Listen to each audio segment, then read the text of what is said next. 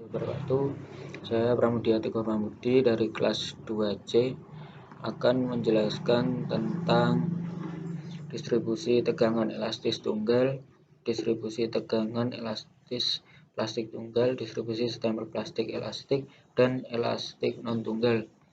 Untuk pendahuluan, sifat mekanis tidak bersifat intrinsik terhadap material namun bergantung pada faktor geometris seperti geometri spesimen, ketebalan, kekasaran, panjang permukaan, geometri cacat seperti panjang relatif, radius, atau sudut terbuka, mode pemuatan, dan lingkungan.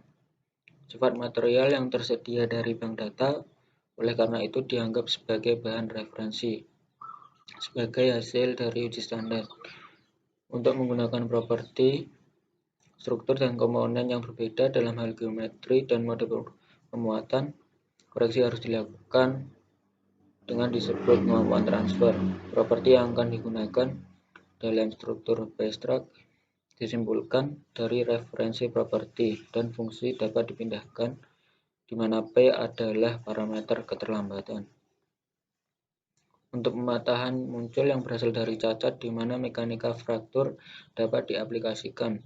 Perpindahan kadang-kadang menganggap dengan konsep karakteristik panjang dan faktor skala, namun lebih sering dengan menggunakan kendala tegangan atau tegangan relatif curam tanjakan. Parameter keterlambatan ini berasal dari distribusi tip cacat atau torehan atau tertaan. Jika kita membandingkan distribusi tegangan yang diperoleh dalam situasi referensi, umumnya menghasilkan skala kecil dengan yang umum lainnya. Distribusi tegangan dimodifikasi dengan dua cara, ada pergeseran distribusi tegangan dan rotasi kecil. Modifikasi distribusi tegangan ini dianggap sebagai masalah keterlambatan. Pergeseran distribusi tegangan dimasukkan ke dalam batasan plastis yang digunakan sebagai parameter perpindahan. Dalam literatur, kita dapat mencatat parameter kendala berikut. Faktor kendalanya adalah faktor kendala plastis, triaksilitas tegangan, parameter tegangan, dan A2. Dalam makalah ini, parameter kendala yang berbeda didefinisikan dan dibahas. Perhatian khusus diberikan pada kendala plastik. Kendala tip cacat dianggap sebagai modifikasi dari distribusi ujung cacat di bawah efek geometri spesimen atau cacat atau mode pemuatan. Parameter kendala yang berbeda didefinisikan dan dikaitkan dengan tipe cacat atau perilaku tegangan. Untuk distribusi tegangan elastis tunggal, untuk torehan dengan ketajaman terbatas, William telah memberikan solusi sebagai berikut, dan juga Larson telah menyarankan untuk menggambarkan medan tegangan elastis di ujung retak dengan 3 syarat, dan perkenalkan untuk pertama kalinya istilah T sebagai yang kedua dari seri ini. Dan oleh karena itu, idealnya T tegangan adalah tegangan konstan yang bekerja sepanjang arah retak dan menggeser distribusi tegangan. Untuk gambar 1, untuk distribusi tegangan yang berasal dari retak atau torehan tumpul, tegangan T tidak konstan sepanjang ligamen. Hal ini mempertimbangkan nilai konvensional yang didefinisikan sebagai tegangan T efektif. Dan distribusi tegangan elastis plastik tunggal. Untuk ekspansi kekuatan, hukum bidang HRR telah dianggap mewakili elastis plastis jika tingkat order tinggi atau tidak tunggal.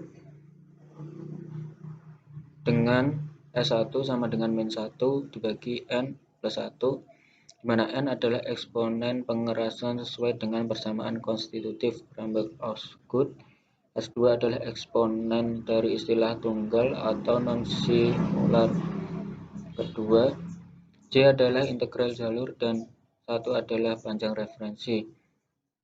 Oder dan C telah menyederhanakan formula ini, mengingat nilai eksponen pengerasan tegangan pada kisaran 5N20 fungsi sudut, dan nilai dapat dibandingkan sebagai berikut. B, O, dan IN adalah konstanta untuk nilai tetap. Dan untuk rumus di atas adalah konstanta untuk nilai tetap f, theta n, dan n q adalah parameter yang mendekati 0. Q hingga theta adalah tegangan referensi. Untuk Q parameter disebut faktor amplitudo, yang kedua bidang susunan atau sederhana dari Q. Dan di sini ada gambar diagram distribusi tegangan elastis plastik dan definisi jarak efektif dari minimum gradien tegangan relatif.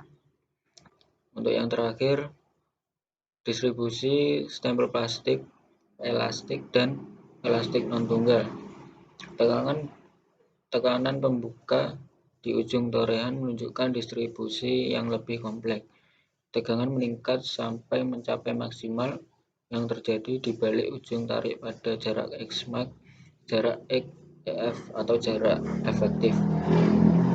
Distribusi diatur oleh undang-undang kekuasaan dengan eksponen yang untuk undang-undang kekuasaan dengan eksponen yang dekat dengan distribusi tekanan elastis dari William.